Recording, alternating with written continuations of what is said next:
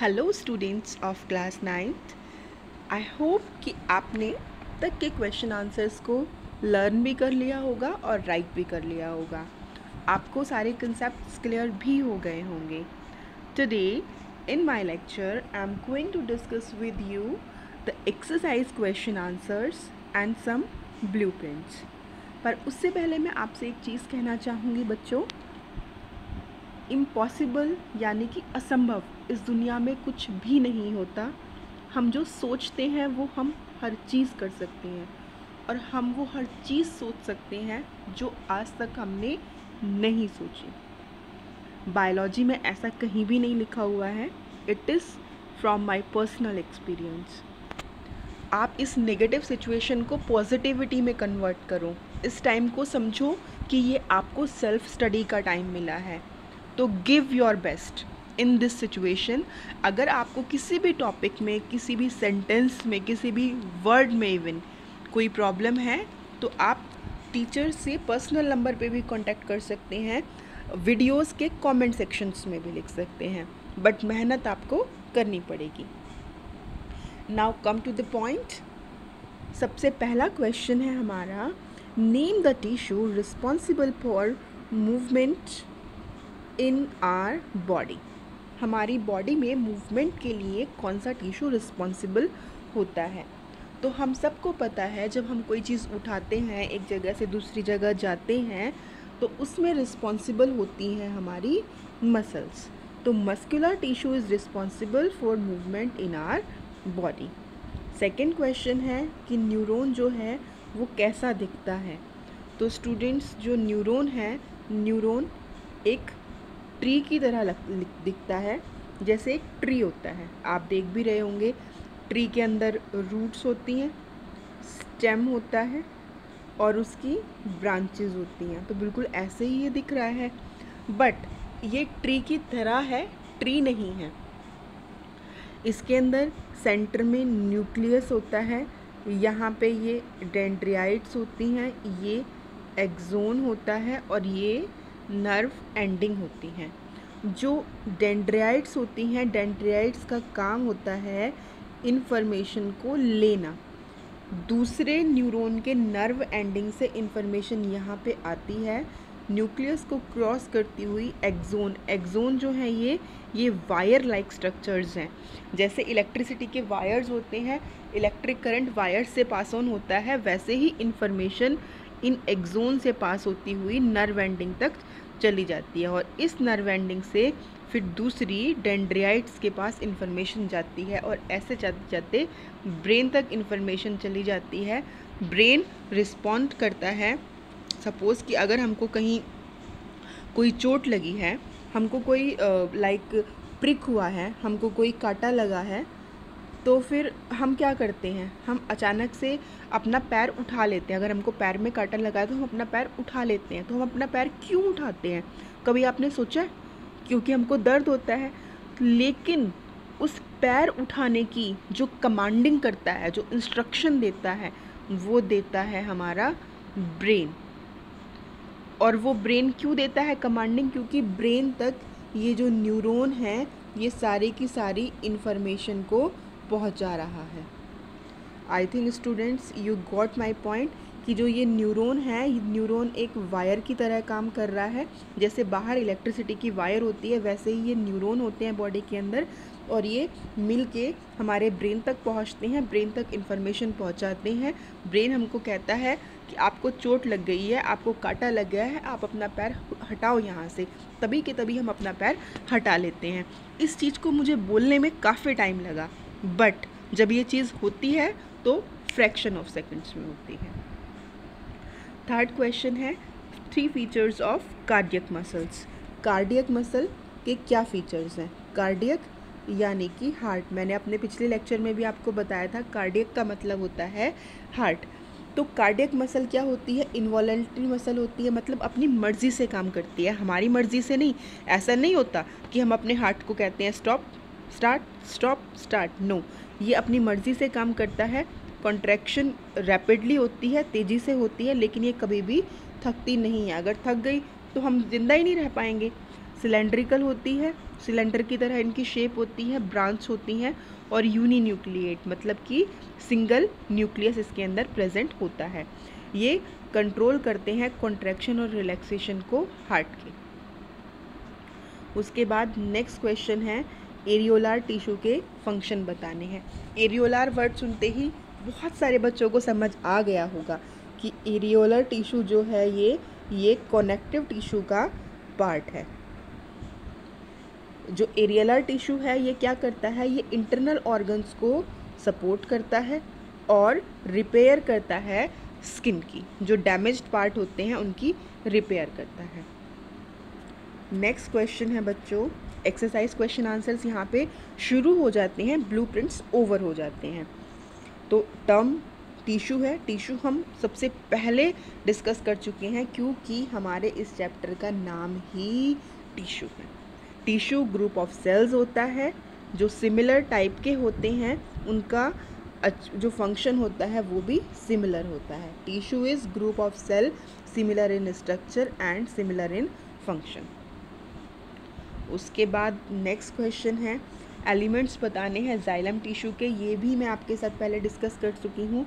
यहाँ पे आपको लिखने के साथ साथ बच्चों डायग्राम भी बनाना है और डायग्राम जो है फिगर 6.7 आपकी एनसीईआरटी में दिया हुआ है जाइलम का डायग्राम, ये आपको वहाँ से बनाना है।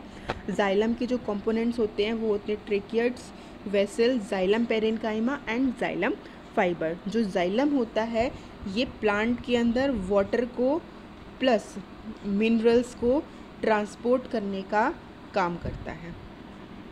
उसके बाद नेक्स्ट क्वेश्चन है how are simple tissues different from the complex tissues. जो सिंपल टिश्यू होते हैं वो कॉम्प्लेक्स टिश्यू से अलग कैसे होती हैं।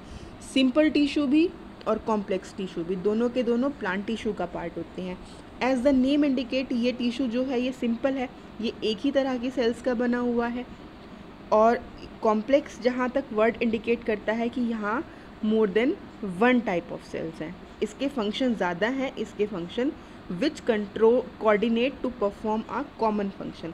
एक ही फंक्शन करता है, कोऑर्डिनेट अपने आप को बैलेंस करता है। सिंपल सी बात है, इट इज़ सिंपल। यहाँ पे एक ही तरह के सेल्स हैं, इसके फंक्शन भी बिल्कुल सिंपल हैं, कम हैं, यहाँ पे फंक्शंस भी कॉम्प्लेक्स हैं। उसके बाद डिफरेंस पूछा गया है पेरेन्काइमा, कोलेन्काइमा और स्क्लेरेन्काइमा का। मैं आपके साथ पहले भी डिस्कस कर चुकी हूँ। जो पेरेन्काइमा टिश्यू होता है इसकी सेल्स थिन होती हैं और सेल्यूलोज की बनी हुई होती हैं। कोलेन्काइमा टिश्यू की जो सेल्स होती हैं वो बाउंड्री से थिक होती हैं, बाकी थिन होती हैं बट बाउंड्री से ये थिक होती हैं प्रोटीन की डिपोजिशन की वजह से। लेकिन जो स्क्लेरेन्काइमा है, स्क्लेरेन्काइमा की जो सेल्स होती हैं ये थिक होती हैं, इनके अंदर लिग्निन होता है। आपको ये चीज़ याद रखनी है, पेरेन्काइमा के अंदर सेल्यूलोज होता है, कोलेन्काइमा के अंदर प्रोटीन होता है, स्क्लेरेन्काइमा के अंदर लिग्निन होता है। जो पेरेन्काइमा है ये प्राइमरी सेल वॉल होती है, कोलेन्काइमा की भी प्राइमरी होती है और स्क्लेरेन्काइमा की सेकेंडरी होती है। यहाँ पे आपको डायग्राम भी करने हैं, ये चीज़ आपको याद रखनी है। और जो डायग्राम है, डायग्राम का नंबर है फिगर 6.4। फिगर 6.4 ये आपको बुक से बनाना है। उसके बाद है students next question, that is functions of stomata. तो जो स्टोमेटाज होते हैं ये प्लांट की लीव्स के अंदर प्रेजेंट होते हैं। ये पोर्स लाइक स्ट्रक्चर्स होते हैं और जो आपको अपनी नेकेड आइज से दिखाई नहीं देते, ये दिखाई देते हैं माइक्रोस्कोप के अंदर। इसके ऊपर हम एक्सपेरिमेंट भी करेंगे अपनी बायोलॉजी लैब में आफ्टर लॉकडाउन। तो स्टोमेटा का काम होता है बाहर की तरफ O2 को निकालना और अंदर की तरफ CO2 को लेना। इसके साथ साथ ये ट्रांसपिरेशन का काम भी करते हैं। ट्रांसपिरेशन का मतलब क्या होता है? ट्रांसपिरेशन का मतलब होता है पानी का वेपर की फॉर्म में लीफ से बाहर निकलना, इज़ नोन एज ट्रांसपिरेशन। और जो लीफ, ये जो स्टोमेटा होते हैं, स्टोमेटा के अंदर गार्ड सेल्स होती हैं और गार्ड सेल की जो शेप होती है वो शेप इस तरह की होती है। कुछ ये शेप होती है किडनी की तरह शेप, जैसे हमारी किडनी की शेप होती है, किडनी की शेप होती है बीन शेप्ड। बीन का मतलब होता है राजमा। राजमा तो आप सब अपने घरों में खाते होंगे, तो बिल्कुल उस तरह की शेप होती है हमारे नहीं सॉरी प्लांट के अंदर जो स्टोमेटाज होते हैं उनकी। उसके बाद नेक्स्ट क्वेश्चन है स्टूडेंट्स, डायग्राम शो करना है मसल्स का। तो मैं आपके साथ ये टॉपिक बड़े अच्छे से डिस्कस कर चुकी हूँ ऑडियोज़ में। तो यहाँ पे आपको डायग्राम्स ड्रॉ करने हैं। फिगर 6.11 है आपकी बुक में दिया हुआ। मैं आपको ब्रीफ में एक्सप्लेन भी कर देती हूँ। जो स्ट्रिएटेड मसल्स हैं इसमें ये स्ट्रिएशंस दिखाई हुई हैं, आप देख रहे होंगे ये लाइनें हैं और ये ब्रांच्ड नहीं होती है। यहाँ पे क्या है, मल्टी न्यूक्लिएटेड है। देखो हर एक में अलग बहुत सारे न्यूक्लियस प्रेजेंट हैं। ऑल्टरनेट लाइट और डार्क बैंड शो हो रहे हैं। यहाँ पे देखो लाइट बैंड है, एक जगह डार्क बैंड है, फिर लाइट बैंड है, फिर डार्क बैंड है। और जो ये मसल्स होती हैं ये स्केलेटल मसल्स होती हैं। स्केलेटल मसल्स का मतलब वॉलंटरी मसल्स होती हैं, वो मसल्स जो हमारी मर्ज़ी से काम करती हैं। उसके बाद सेकंड जो है ये है स्मूथ मसल। स्मूथ मसल की जो शेप होती है वो स्पिंडल होती है। तो स्पिंडल का मतलब क्या है, स्पिंडल का मतलब है जो इसके एंड्स होते हैं ये एंड्स पॉइंटेड होते हैं, आप यहाँ पे देख भी रहे होंगे। और इनके अंदर जो न्यूक्लियस होता है वो सिंगल होता है, ये मल्टी न्यूक्लिएटेड नहीं होती। और ये मसल्स इनवॉलंटरी मसल्स होती हैं। इनवॉलंटरी मतलब वो जो हमारी मर्ज़ी से काम नहीं करती। उसके बाद जो लास्ट मसल है दैट इज़ कार्डियक। कार्डियक का मतलब क्या होता है, कार्डियक का मतलब होता है हार्ट। और जो ये वाली मसल्स है ये वाली मसल भी इनवॉलंटरी होती है। उसके बाद नेक्स्ट क्वेश्चन है फंक्शन ऑफ कार्डियक मसल। हम कर चुके हैं ये ऑलरेडी, ऊपर ये क्वेश्चन आ चुका है इसलिए हम इसको दोबारा से डिस्कस नहीं करेंगे। उसके बाद नेक्स्ट क्वेश्चन है स्ट्रिएटेड अनस्ट्रिएटेड और कार्डियक मसल्स के बारे में on the basis of their location in the body, की बॉडी में इनकी लोकेशन कहाँ कहाँ पे होती है। तो जो स्ट्रिएटेड मसल्स होती हैं लॉन्ग सिलेंड्रिकल होती हैं, ये तो आप डिस्कस कर चुके हो। मैनी न्यूक्लियस होते हैं, ये भी मैं आपको बता चुकी हूँ। स्ट्रिएटेड स्ट्रिएशंस प्रेजेंट होती हैं, लाइट और डार्क बैंड प्रेजेंट होते हैं। वॉलंटरी मसल्स होती हैं ये वॉलंटरी मसल, और ये कहाँ प्रेजेंट होती हैं, हमारे हाथ में, हमारे पैर में, लेग्स में। अनस्ट्रिएटेड मसल कहाँ प्रेजेंट होती हैं, ये प्रेजेंट होती हैं हमारे ऑर्गन्स में लाइक लंग्स हो गया हमारा। कार्डियक मसल तो है ही हमारी हार्ट की मसल, तो यहाँ पे तो एक्सप्लेन करने की कोई ज़रूरत ही नहीं है। उसके बाद नेक्स्ट क्वेश्चन है, देखो यहाँ पे एग्जांपल्स भी दिए हुए हैं। जो हमारी स्ट्रेटेड मसल है, स्ट्रेटेड मसल कहाँ प्रेजेंट है, हैंड, लेग्स। उसके बाद जो हमारी जो ये स्मूथ मसल है ये प्रेजेंट है स्टमक में, इंटेस्टाइन में, ब्रोंकाई होता है लंग्स का पार्ट। उसके बाद जो ये जो कार्डियक मसल है, कार्डियक मसल हार्ट की ही मसल है, ये और कहीं पे प्रेजेंट नहीं है। उसके बाद आपसे न्यूरॉन का डायग्राम पूछा गया है। तो न्यूरॉन का डायग्राम तो मैं आपको पहले ही बता चुकी हूँ। न्यूरॉन में डेंड्राइट है, न्यूक्लियस है, सेल बॉडी है, एक्सोन है और नर्व एंडिंग है। द नेक्स्ट क्वेश्चन है, ये जो 10 और 11 क्वेश्चन है बच्चों बहुत ही इंपॉर्टेंट है, एग्जाम में हमेशा इसमें से क्वेश्चन पूछे जाते हैं। तो सबसे पहले आपसे पूछा गया है उस टिश्यू का नाम बताओ जो लिनिंग ऑफ माउथ में प्रेजेंट होता है, दैट इज़ स्क्वैमस एपिथेलियम। वो टिश्यू जो मसल को बोन से कनेक्ट करता है दैट इज़ टेंडन, वो टिश्यू होता है टेंडन। वो टिश्यू जो प्लांट में फूड को ट्रांसपोर्ट करता है दैट इज़ फ्लोएम टिश्यू। वो टिश्यू जो फैट को स्टोर करता है that is adipose tissue. Fat storing tissue is adipose tissue. और जो इंटरनल ऑर्गन्स को सपोर्ट करता है वो होता है एरियोलर टिश्यू। तो यहाँ पे कंफ्यूज बिल्कुल मत होना, बहुत सारे बच्चे ऑपोजिट लिख देते हैं। वो टिश्यू जो ब्लड में प्रेजेंट, वो टिश्यू जो कनेक्टिव फ्लूइड मैट्रिक्स रखता है दैट इज़ ब्लड। और जो ब्रेन में प्रेजेंट है हम डिस्कस कर चुके हैं that is nervous tissue.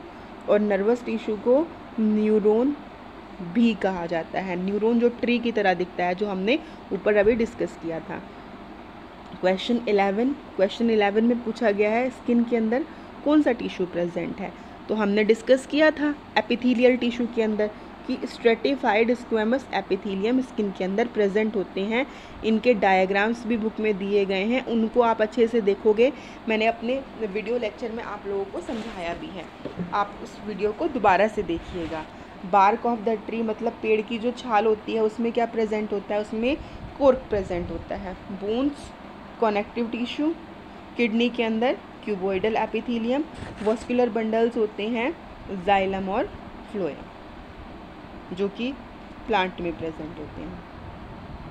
Next है कि पैरेन्काइमा टिश्यू कहाँ प्रेजेंट होता है प्लांट के अंदर। तो जो पैरेन्काइमा टिश्यू होता है ये सिंपल परमानेंट टिश्यू का टाइप होता है। एंजियोस्पर्म प्लांट के अंदर प्रेजेंट होता है। ये रूट्स में भी होता है, स्टेम में भी होता है और लीव्स में भी होता है। लीव्स में मीजोफिल होती है सेल्स, उसमें पाया जाता है।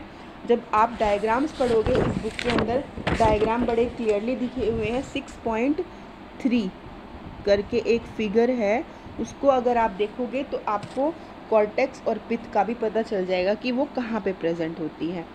जो पैरेन्काइमा टिश्यू है अगर ये क्लोरोफिल रखता है तो उस केस में इसको क्लोरेन्काइमा बोलते हैं, और अगर ये एक्वेटिक प्लांट्स में प्रेजेंट है तो उनको एरेन्काइमा बोलते हैं।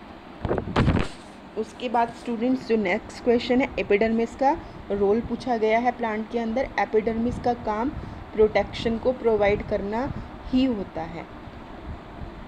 उसके बाद नेक्स्ट क्वेश्चन है स्टूडेंट्स कि कोर्क प्रोटेक्टिव टिश्यू की तरह एक्ट कैसे करता है।